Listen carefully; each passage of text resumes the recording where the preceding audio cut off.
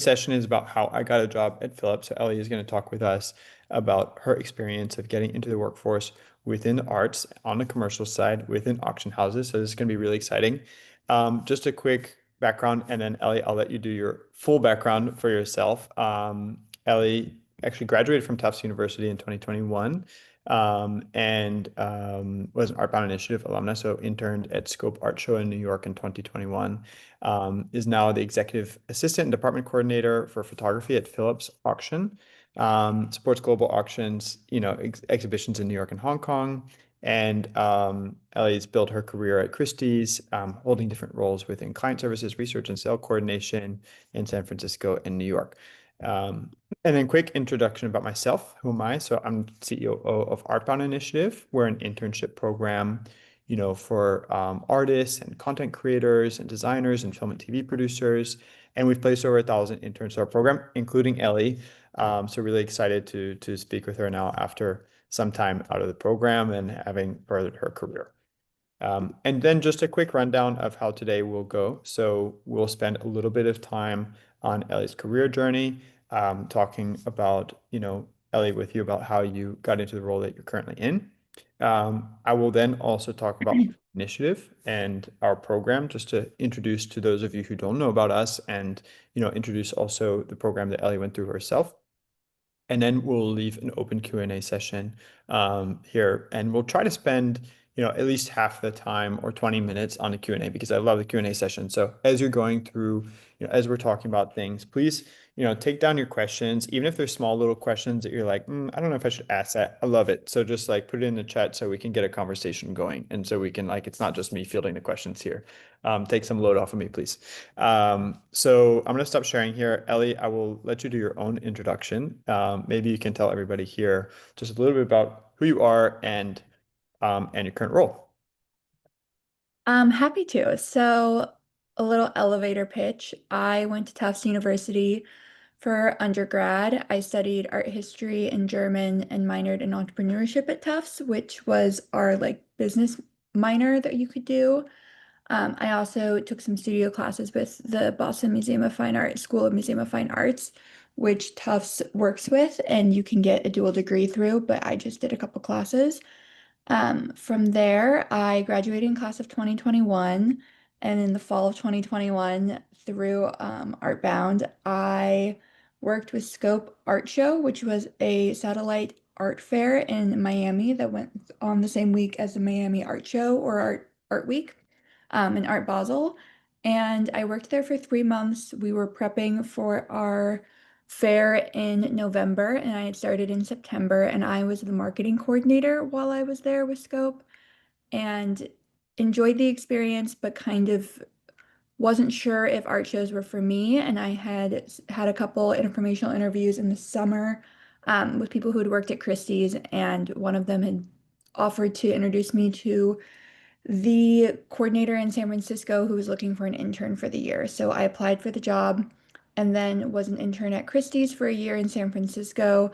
Pretty quickly into that internship, like 3 months, I got a promotion to a client coordinator and worked really closely with the managing director for the San Francisco office. Um, Enjoyed San Francisco. It was a great place to really start working at Christie's, but I missed the East Coast, so I came back still at Christie's, worked in the old master's department as a research coordinator. And in this role, I worked really closely with the specialist team. I, at this point, kind of knew that I liked being in an art department. Auction houses are huge companies compared to a lot of galleries and other art jobs. So there were a lot of different hats to wear. And I think in San Francisco, I realized I liked being in an art department. So went into research at an old master's, which was not my focus at all, but it was really fun to be there and to work with the Met. I went to the Met, I went to the Frick. Um, really enjoyed that role and was there for another year. And then I switched to design, which is 20th and 21st century furniture at Christie's. And I was their sale coordinator for 8 months before switching to Phillips, where I started this new position in photographs. And I've been here for about a year. Photographs was my focus in undergrad, so it kind of took me a couple of years to get back to where I was studying and really wanted to be. But I think through the entire auction experience, I knew that I wanted to do photographs. So it's been really nice to get back into what I consider my field that I really want to stay in. In my role now, I'm an executive assistant, so I support the chairwoman and international head of the photographs department, as well as a department coordinator, where my role really, we were talking about it today, really can vary like month to month, but a lot right now is supporting the department and the marketing that they do for their sales, as well as the sales cycle. We have two sales per year, so we have one in March and we have one in October. And prepping, getting everything in. The auction cycle is very quick. So we generally have property and works will come to us about 6 months before the sale. And within that 6 months, we have to catalog, photograph, and then sell all the work as well. And the auction happens over usually a day period. Sometimes we have online sales that will last up to 2 weeks. And then we sell everything in 2 weeks. And then we help everyone get their works of art that they bought. So it's a very quick, fast-paced job, fast-paced environment, which I've really enjoyed. Um, the art show was also very fast-paced. I can kind of speak to that a little bit as well, because I know that's what I did with ArtBound.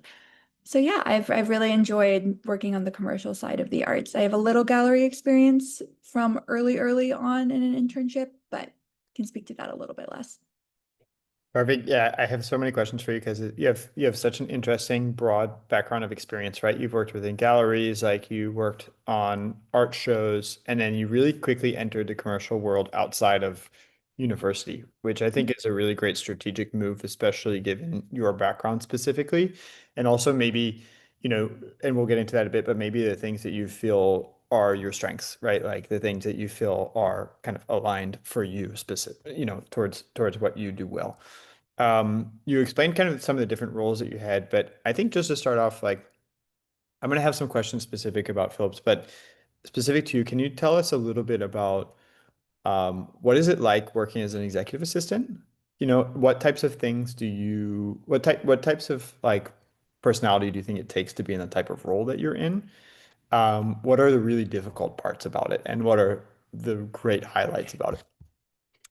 Yeah, I think so. My role in San Francisco, it wasn't ever the title was never an executive assistant position, but I was essentially an executive assistant to the managing director. So I think I got a lot of really good experience in that role as well. I think a big part of being an EA is really just rolling with the punches. I think every day is going to be a little bit different. Like what I do from day to day really varies. And it really is heavily dependent on what the person you're working with or working for is working on. So I think there takes a lot of you want to work really well with the person that you're an assistant for. You really want to know what their habits are. I think there's a lot of things that you learn about this person that are, you know, like their lunch order, which is a stupid thing to know about any other coworker, but I think in that relationship it can really make your job easier. And so I think it takes a really good attitude. It takes a really good I think a good working relationship with the people you work with. I also find specifically in an art department as an EA, I really have to wear a lot of hats. So for example, we have a lot of processes and systems at Philips that work really well. We just for the first year rolled out a new admin system. So we will have admins that will support our sale versus before that was my coworker who is now a manager. I'm trying to see if I can explain this in a way that makes any sense. But part of my job is that then I have to tell this admin what to do, but I also need to know everything that admin is going to do in case I need to step in and do it because it's not happening in the speed that I need from my boss. So I think it's really knowing and wearing a lot of hats in this company so that you're able to do a lot of different roles that you aren't necessarily like the person whose job it is to do that. And that can be complicated, and I think that can be a little bit hard to tell like where the line starts and ends for your job. But I also think it's a great entry level job for you to really know all the different roles. Like one thing I really appreciated in San Francisco was we were a regional office. So we were like a mini auction house out in the West Coast. And so I really met people and knew everything about every single department within Christie's and then came back to New York in this very specific art department And I knew things that other people in that department who'd only worked in an art department didn't know because we had had to meet everyone in my role and really work closely with everyone in the company. So I think as an entry level position, it's a really great place to get to know wherever you are and get to know who everyone is and what everyone does. That being said, I think as you can probably see from the pros, it is a hard job and it's a job that takes a lot of detail oriented and a lot of, you know, fast paced and making sure that you're taking feedback well. I think part of being an EA is that you're trying to get into someone's mind a little bit, which obviously you're never going to be able to do perfectly. And so I think being able to take feedback and being able to recognize when you didn't do something the way that the person you're supporting wanted it to be. And so, apologizing, showing that you'll do it differently next time, really taking it on the chin, I think is something that can be hard, but is something that is really appreciated in the long run in this job. So having a bit of like grit essentially Yeah, through some of it, right? Because you're dealing with somebody who's maybe much more your senior, uh, definitely. and is And yeah. expecting a lot out of you, right? Yeah, and I think you're that's great to also mention that you're working with someone senior. I think too, there's a gravitas to this role because you are speaking and working with people that have worked at the company for a much longer time than you have and have a lot of experience and have a lot of gravitas. And so I think being able to handle yourself well in these environments where you are speaking respectfully to the people that you're working for, and recognizing, what they've done in the company and recognizing like why they have the role that they have. And I think at the same time, like it's a great learning experience. You're really working with people that have been at a company for a long time and have done really well at this company because they're good at what they do. And so I think if you're able to really grasp on to everything that you're learning, it's a great opportunity. Yeah, and I think next the most important question is what's your boss's lunch order? Um, no, but I think Big mac and cheese. yeah.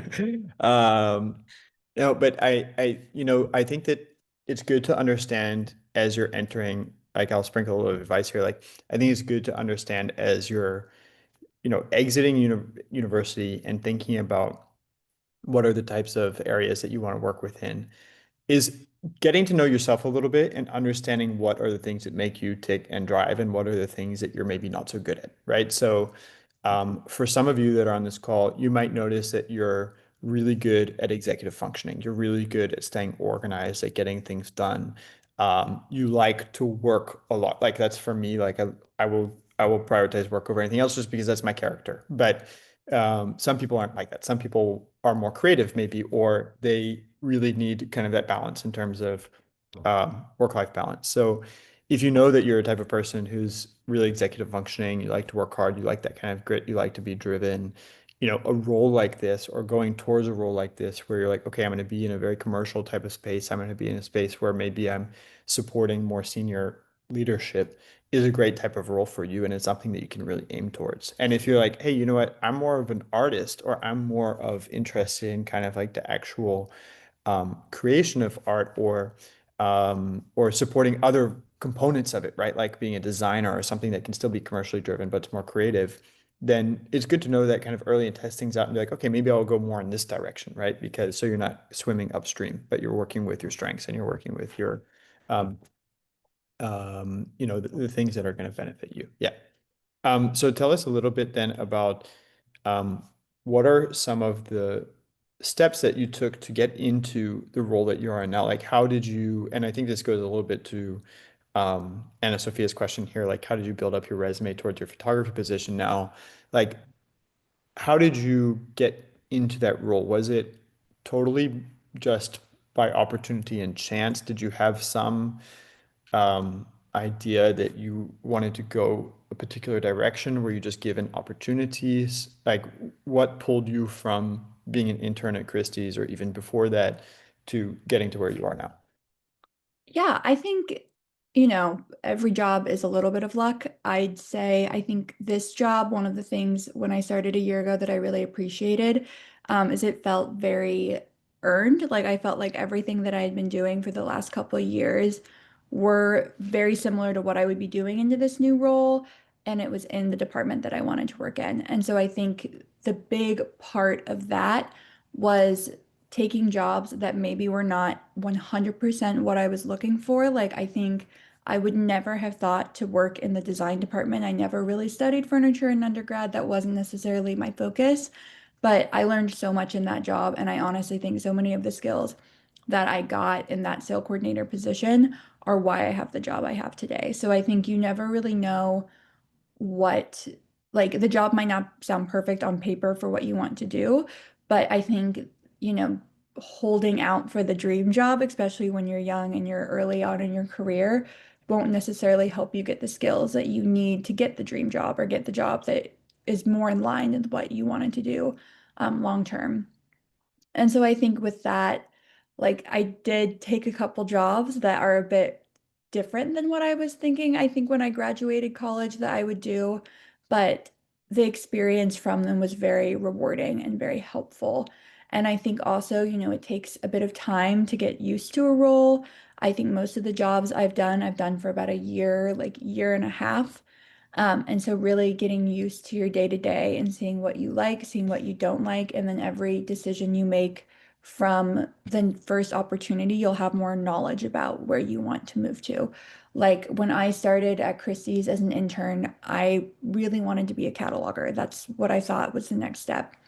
And also if you're interested and want to talk about like the structure of auction houses. I think they're one of the more structured art jobs, so it's kind of nice to know that, and I'm very happy to help to share what I know about it and what I've learned. But I really realized within that first year that the next position up as an entry level would be a sale coordinator. And so I think even like starting as an intern, you learn so much about the structure of the place you work at and the structure of like who does what and like how you get into different positions that you want to do. And I think so much of that you don't know until you're there and you're working every day and you're talking to people every day and talking about what their role is. I think especially in these entry level jobs, like part of what you're doing is also gathering data about what other people do around you, and how they got into the position that they got into. And so it's really learning and taking in as much as you can, as opposed to necessarily having the skill immediately when you start the job, especially in these kind of more administrative and commercial positions. Yeah, it's such a good point. And you mentioned a few things that I wanted to pick up on. One was you said your dream job. And I the first thing I thought about it as you were saying that because you were talking about that is like um, at this stage, you may think you know what your dream job is, but you don't know yet because you haven't discovered, when I say this stage, I mean for everybody on the call, you haven't discovered yet what's out there for you. You don't know yet what it's like to work within particular positions or certain companies or under certain bosses or with certain teams, right? And as you start to explore the working world, like that all becomes so exciting because you get to see all the different types of things that exist out there for you. And so you begin to kind of open your eyes and be like, oh, these types of roles exist, or I like this type of management style, or this type of skill set is really good for me, or not good for me is also great data, right? So learning kind of what you gravitate towards. And the second thing is that like in the beginning stages of your career, you don't have a lot of like what I call personal equity. Like you don't have a lot of personal value yet. You have a lot of potential. You have a lot of maybe you know what your work ethic is like, or you feel like you're a very creative person, or you feel that you have a lot of drive. But that doesn't show until later in your career when you can actually show for it, right? So being open to different types of positions and being able to take positions as they come to you because as you mentioned, like it's not necessarily going to be a straight line from point A to Z to where you're going for your dream job. So sometimes it's about collecting experiences. And if somebody's offering you an experience, you don't always have to take it, but it's great to take it because it means that that may be just a small step that they're trying out with you. And then they're like, oh, cool. Ellie took that position and did really well at it. Now I can try another position and they're going to do really well at it, right? And I think the last thing that I was thinking of as you're talking about all this too is that working for somebody like an executive assistant is a great position to be in because you I had a similar role at a company I worked with and what I loved about it is that first of all you get kind of this bird's eye view of the company and what's happening, but second of all you're working with somebody that has a lot of decision making power that also has a lot of power within the company. And so if you can win them over, if you can win that person over and be in the room with a lot of people who are more senior leadership, it's really going to propel your career much faster if you do a good job, right? So then And if you'll, they like you, they'll talk about you. that's right. Yeah. And they're going to help you start your career much faster. So it's a great position. Don't be afraid of those positions, but definitely be ready to work hard, and be ready to put in that extra. And it's going to pay off in your career in the long term Hmm. in terms of opportunities. And I Yeah. think a lot of the time with these jobs, like it is attitude. Like having a good attitude will take you really far, especially when jobs are hard. I think kind of again with the personal equity, that's so true. I used to joke about my internship at Christie's is that I got the job because I was a personality hire, which I think I had some Sure. qualifications too, but it was like you don't really have that much on your resume. And so you are just trying to click with the person that is going to be managing you as the intern. And I think really clicking with the people that you're working for and that you're really supporting. And, not obviously, I think getting in the way of people doing their job, but like if you're able to really connect with the people in that company, there's much higher chance of you getting hired long term. And I say specifically clicking with people in the company because I do think personality is big on like what the kind of group is that you're working for. Like I've worked jobs where I don't feel like I've connected with people. I was just doing the job and likewise like really connected with certain people and felt like I wanted to stay. And so I don't think it's like having a personality in one specific way, but really like are you connecting with the company culture? Yep, absolutely. And what percentage would you say is you adjusting to your boss, and what percentage would you say is your boss adjusting to you? Ah, that's a good question.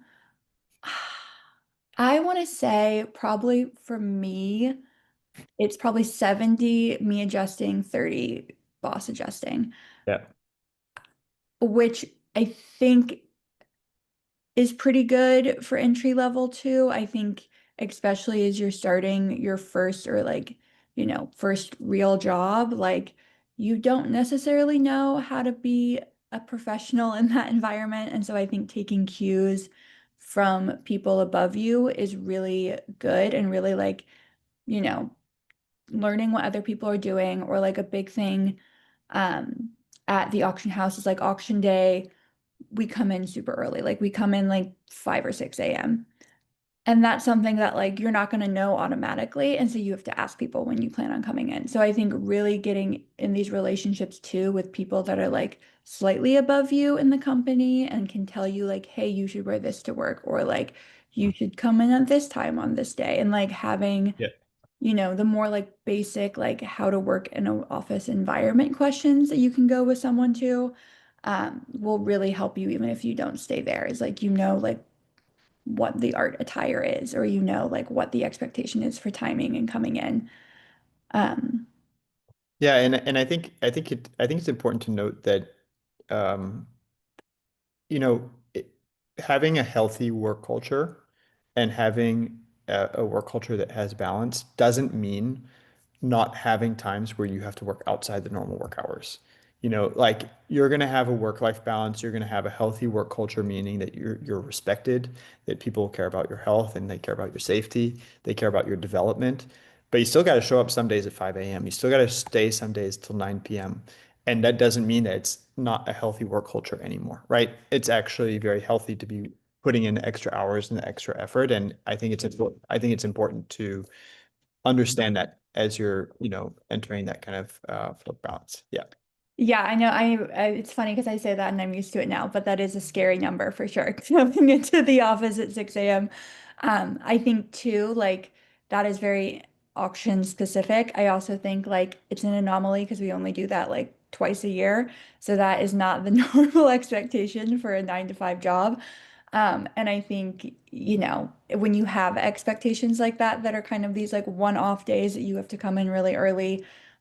I think also when companies tell you that and tell you like this is an anomaly, that tends to be a better sign as opposed to like expecting you to be there until 10 p.m. every day. Yeah, absolutely. Absolutely. And I've had those jobs too. And sometimes they're hard and sometimes they're required.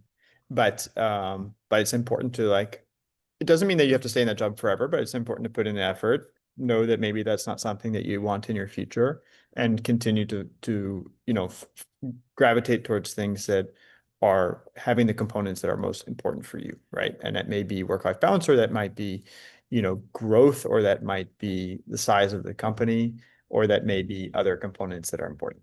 Yeah.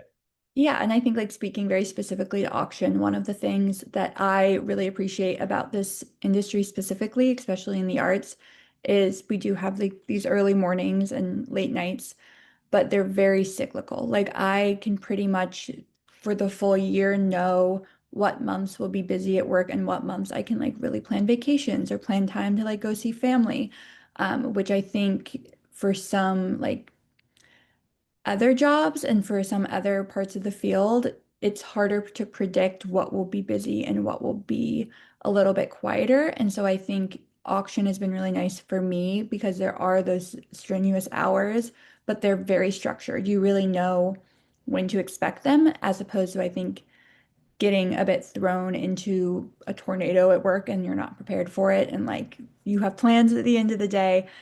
So it's nice to have a little bit of structure of like, okay, these like 3 months out of the year will be really intense and I have to really focus on work. And then I can go home and have we like every auction house that I've worked at, I'm not sure about Sotheby's, but I'm pretty sure they do this too. We have a full 2 weeks off between Christmas and New Year's Eve. So like there are these kind of ebbs and flows that I have really appreciated. That's great. Wonderful. Ellie, I'm going to take a little bit of a break to talk about ABI, and give you a quick water break, and then we'll get back to questions. So it'll be about 10 minutes. I'll be discussing about ArtBound Initiative, and then we can get to everybody's questions here. So for those of you that have any questions, please put it in the chat as I'm discussing, either about ArtBound Initiative or questions for Ellie, and then we'll leave the last 20 minutes here for all of that. Let me just go ahead and share my screen again. Okay, great. So for those of you that have, jumped on this call, you probably found us, through our website or through other sources, or maybe not, but I'll talk to you a little bit about who we are.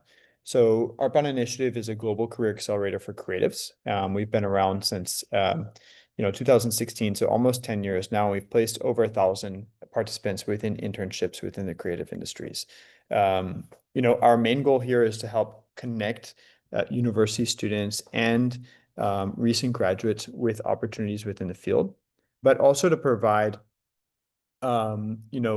support and a network and a mentorship and coaching required so that you walk away not just with an experience in an internship, but really a deeper understanding and the pieces that you need in order to succeed.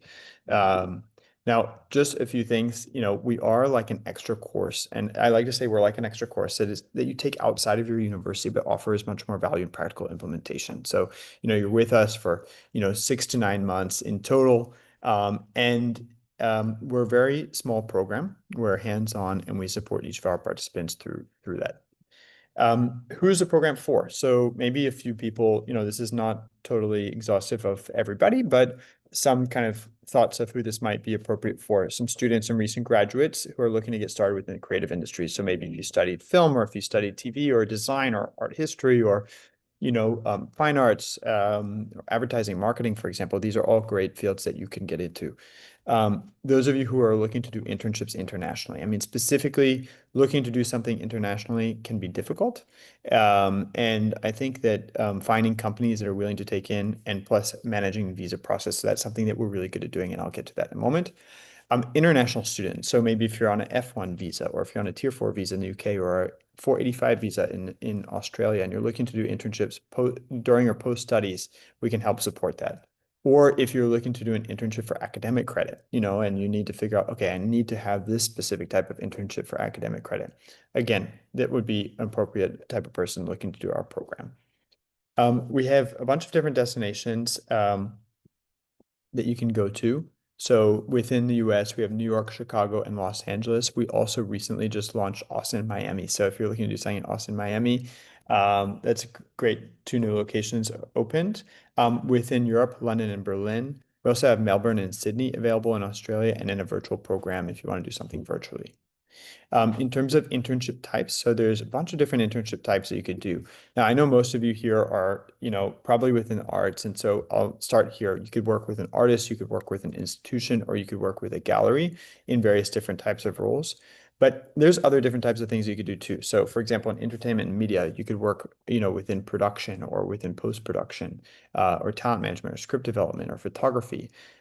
Within design, graphic design, branding, or art direction, marketing, advertising, lots of great things you can go into, even in content writing, copywriting, editorial, and in fashion. So if you're working on a business side within marketing, wholesale, PR, or, editorial or styling. So typically when you join our program, you'll be picking a few different internship types, not just one, and we'll be thinking about a good strategy for you. So destinations plus internship types that make sense for you, that we can go for. Now, there's four main program inclusions. We are a paid program, meaning that you would pay for us like a course outside of your university. So you should know what's the value that we offer for that, and what are you going to get out of that program. The first thing is the ABI Academy. So when you first join our program, you'll register for our ABI Academy. This is a prep course that you're going to do with us to help prepare your profile and make sure that it's ready for interviews and also for offers from our partner companies. And then in module 2, you'll be preparing and making sure you're ready for the internship so that you can succeed and build a network and get opportunities and offers afterwards. We want to make sure that it's not just, hey, I got into an internship and done. No, we want to make sure you're successful there and you're successful after the internship too.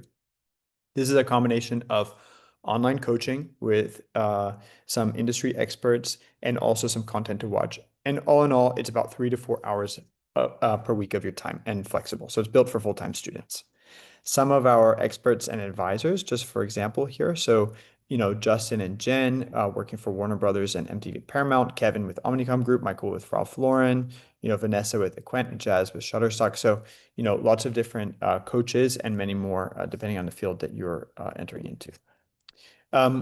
Number two, what you get out of the program is a guaranteed internship placement. So if you join, we do guarantee that you receive at least one offer within your fields and destinations of choice.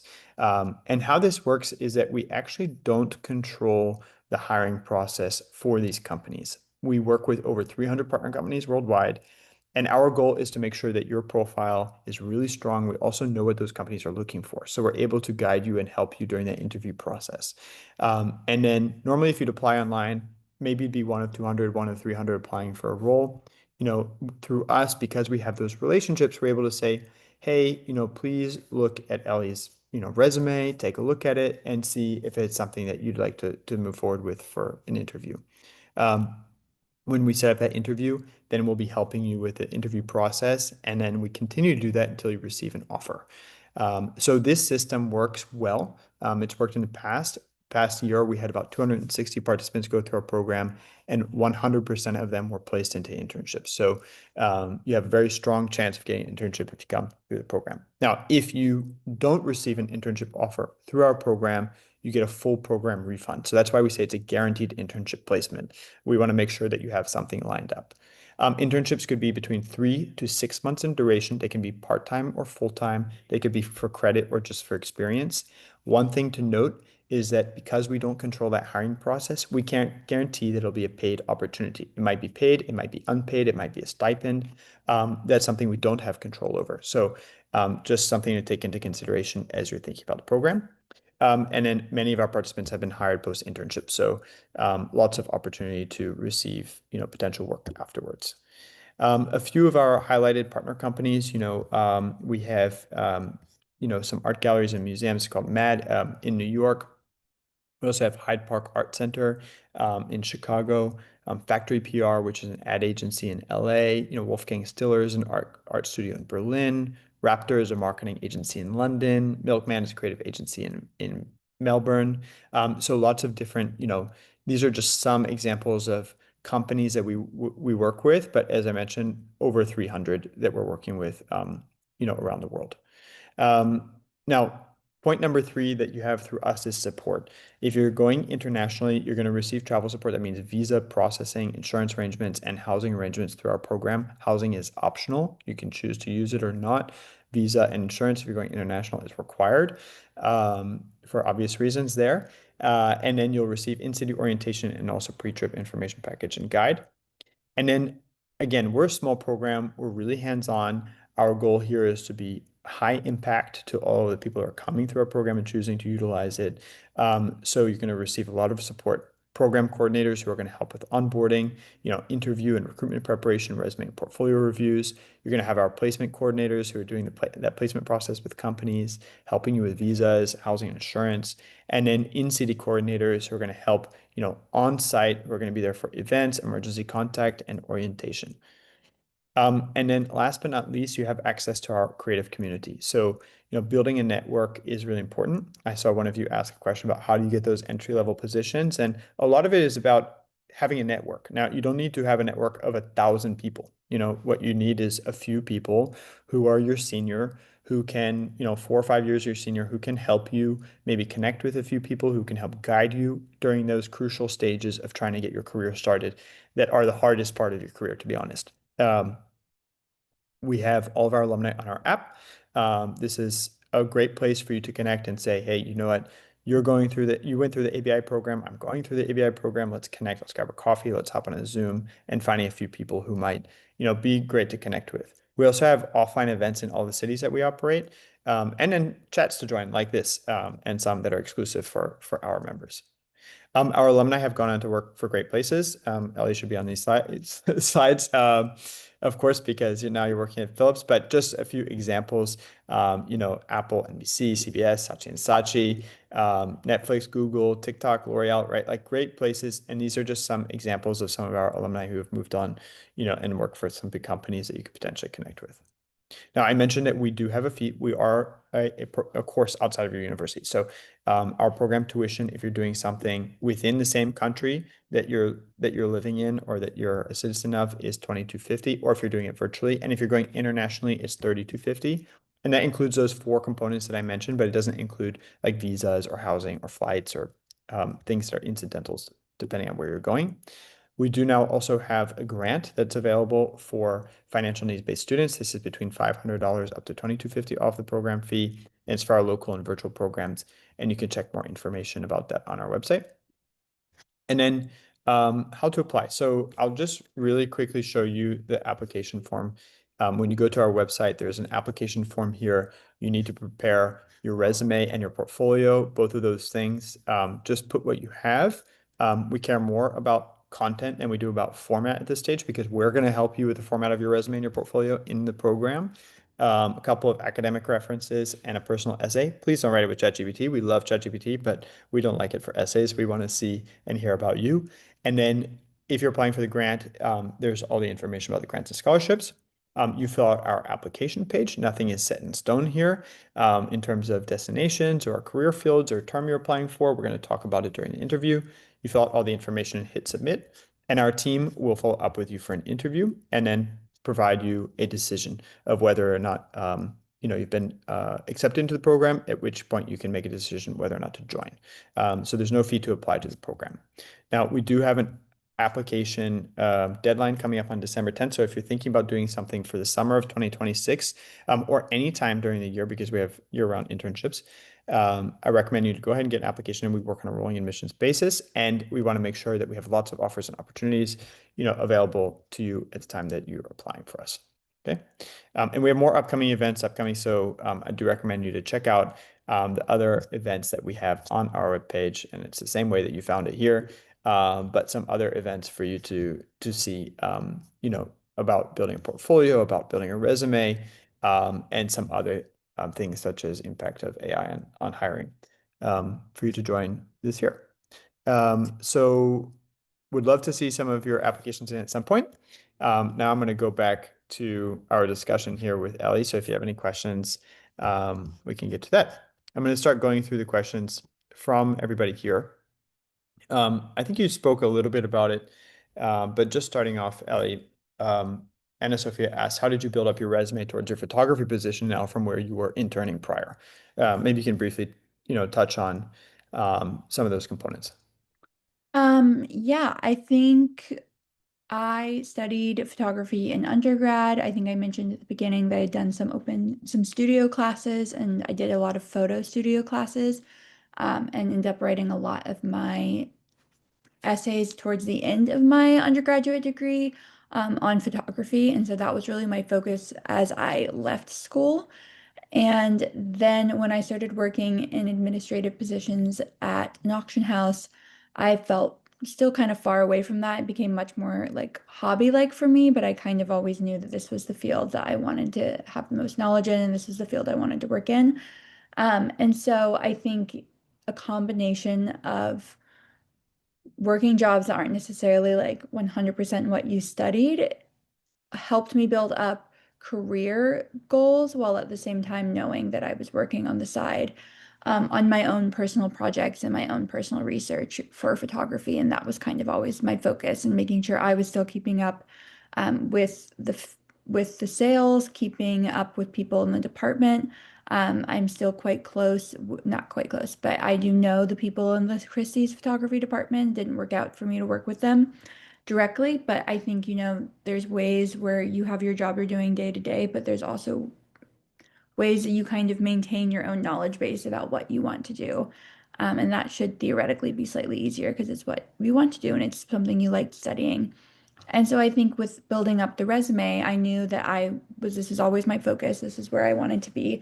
But really letting, as we discussed earlier, having other experiences that were maybe a little bit outside of what I initially wanted to do when I graduated, and getting those more like life skills and kind of transferable skills that I could use in other jobs and then bring to a job when I saw an opportunity that felt like it was more similar to what I wanted to do long term. That's great. Thank you. Yeah, I think that's really helpful. And I appreciate Anna Sophia also for the question there. I'm going to move to a question from Light. So basically, I think the question here is how would you recommend finding and discovering external roles that put you into the trajectory that you're in now? So like as you were looking for positions, what were some of the things that you'd recommend to some of the people here who are looking for some entry level positions? How can they get started? Yeah, I think if the question's like what kind of entry level positions to look for, I would say coordinator is a great buzzword. That generally means that they're the most junior person on the team.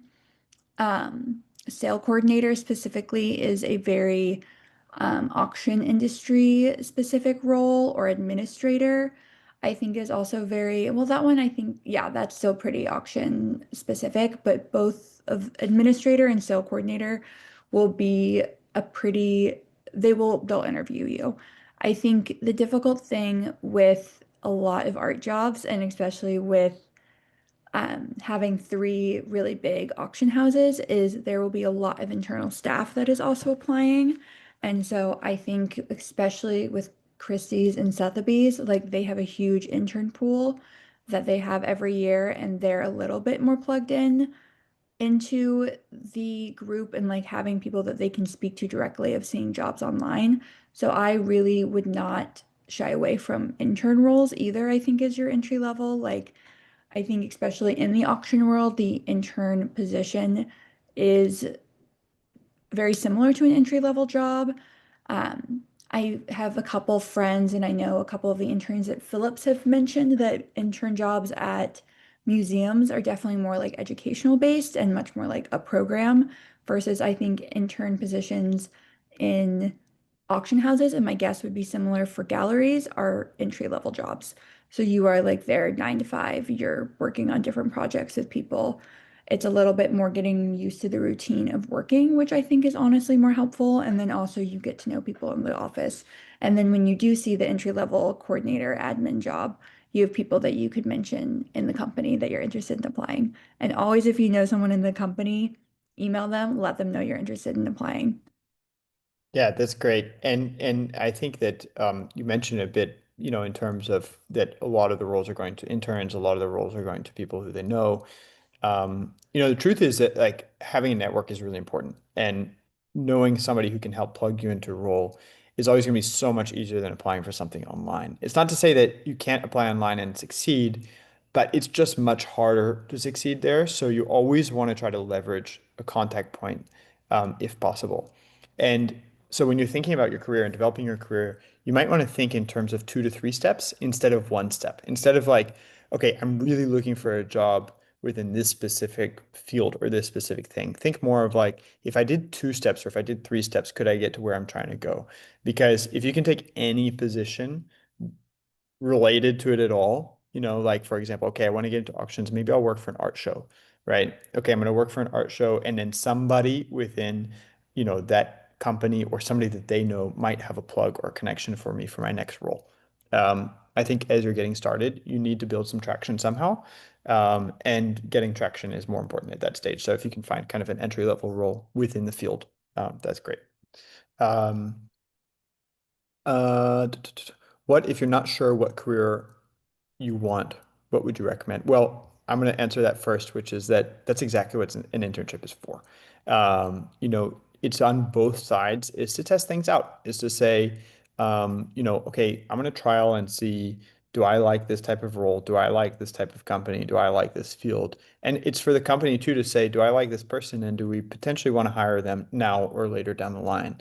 So on both sides, it's a trial, and it's known to be a trial. So it's okay to go into something for an internship, finish your internship, but it's okay to walk away from that and say, you know what, that wasn't really for me. I'm going to try something else now. And that's why it's there. But I would say that something that's important is that you don't necessarily want to let the companies know that you're applying for, that this is something that you're just dipping your toes into and seeing whether or not you like. Recruitment, I always say, is a lot like dating. So everybody knows you're on the market and you're trying to figure something out, but you don't want to let that person know or that job know that like, hey, I'm kind of maybe not that into you. I'm kind of not that interested in whether or not I want to move forward. You want to instead show your commitment and show your interest, and it's going to take it forward. You can, as I say, fake it till you make it, right? So sometimes you can like just bluff a little bit and say like, I'm really interested in this role. I'm really interested in this type of career. Try it out, and then you can always change your mind later. Nobody's going to deduct points from you for that reason. I'm a recent art history and business graduate, currently working in the luxury sector, but I've been struggling to make the pivot into the art world. I've completed internships at auction houses, museums, and in research.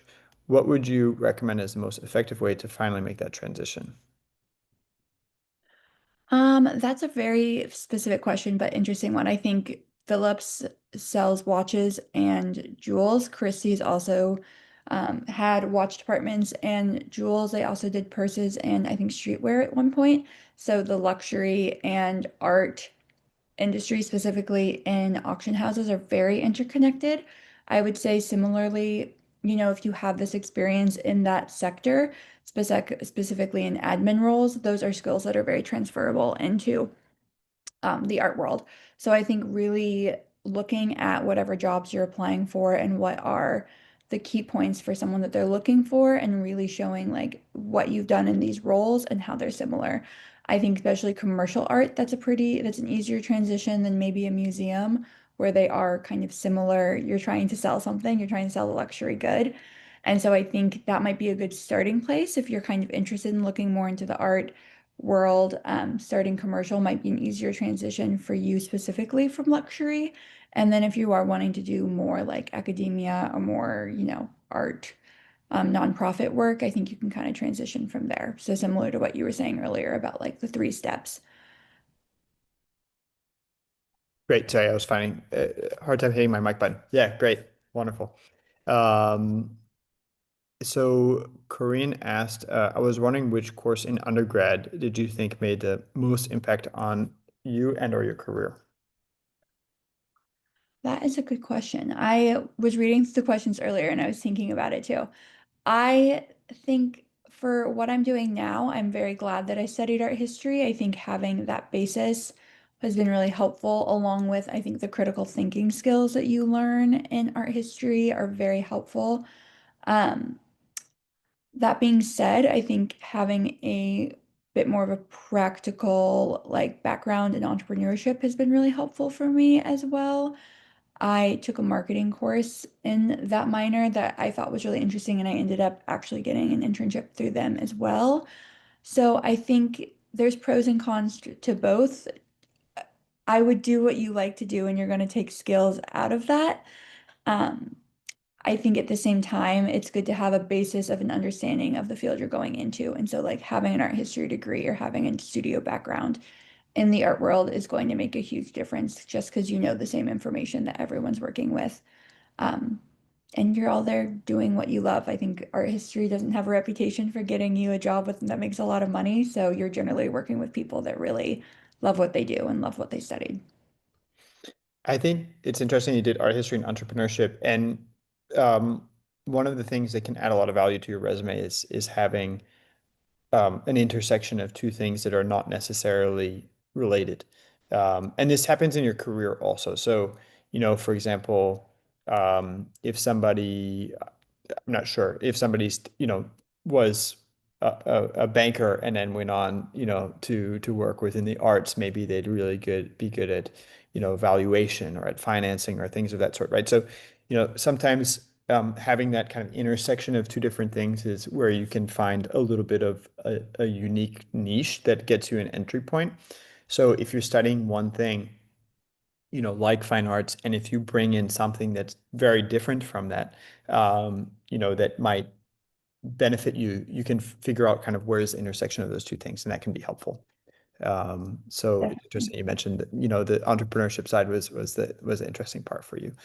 Yeah, Uh, I think it gives you a different understanding if you have multiple things that you're studying. Like one of the reasons I went into entrepreneurship is I was having trouble learning about the commercial side of the art world, and I was finding I was more interested in that. And the courses that Tufts offered weren't necessarily focused on that. And so I pushed more into entrepreneurship, trying to kind of couple together a combination of things that I really wanted to do. And that's really how I found and thought that it would be a right fit for me to work in the auction world, as it felt like it was the right combination of art historical knowledge and business that I was really interested in. cool. Great.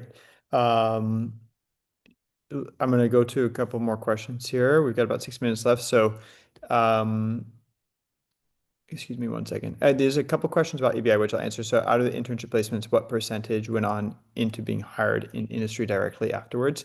So, from our program, it's about 50 to 60%, are having opportunities afterwards. Those are not always full-time hires. Sometimes those are freelance positions, or sometimes those are part-time hires, and sometimes they're full-time hires. But I think that it's important to know that this is something that is actually not a like it's not a passive thing. This is a very active thing, meaning that it's actually a lever that you have quite a bit of control over. Now, there are some things that are out of your control, like is that company going to hire after the position, and are they large enough to take on people, at that time? How's the economy going, and what projects are they working on, et cetera. But how you perform in that internship, how you connect with other people, how well you try to do in it and put your best foot forward, does have heavy impact on whether or not you have a position available for yourself at the end. What types of grants and scholarships are available for the program? So there's a lot of scholarships and funding that's available through your individual schools. I would definitely recommend checking out both your career services center and also checking with your department chairs.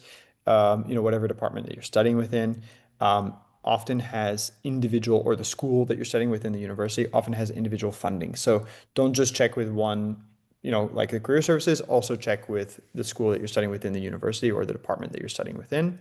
What percentage of internships are paid versus unpaid? That's hard to answer because it changes depending on the destination. It changes depending on what's happening with the economy. It changes also depending on the types of internships or the industry that you're talking about.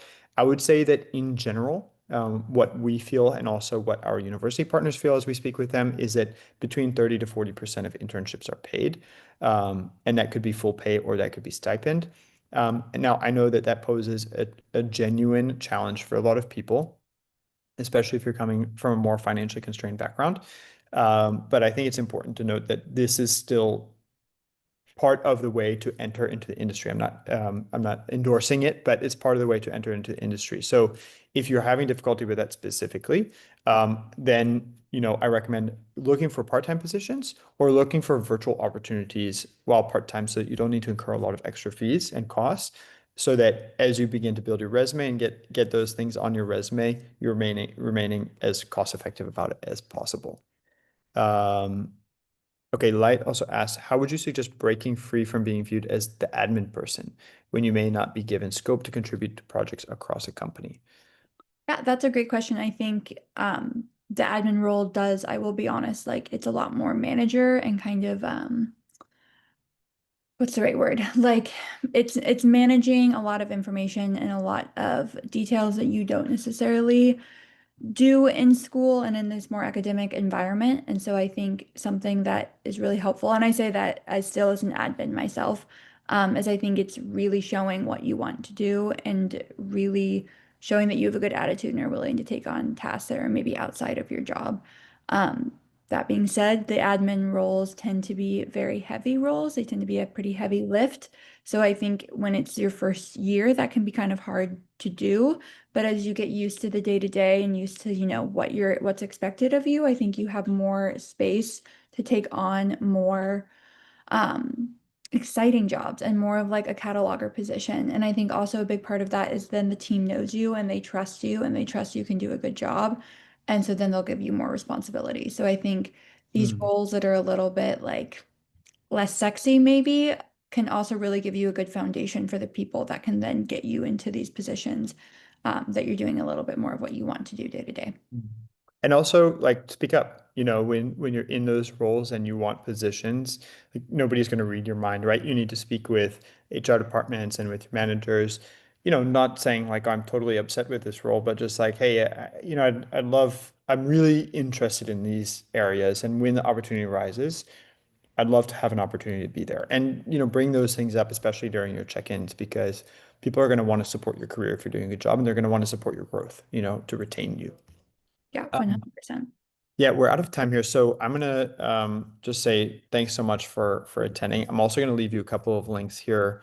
One moment. Just gonna leave you a couple of links. Yep. So I'm leaving, our website. I'm also leaving both of our LinkedIn. So feel free to, connect with me on LinkedIn, message me, connect with Ellie as well. Feel free to connect with us. And just thanks for joining the session. This was great, and I appreciated the questions. And thank you, Ellie, so much for joining us. Really, it was fantastic to have you here, and it's such a cool career journey that you've had in such a short period of time. Like you've really succeeded. So it was great to have you on the call. Yeah. Thank you guys so much. Yeah. Thank you all. Bye.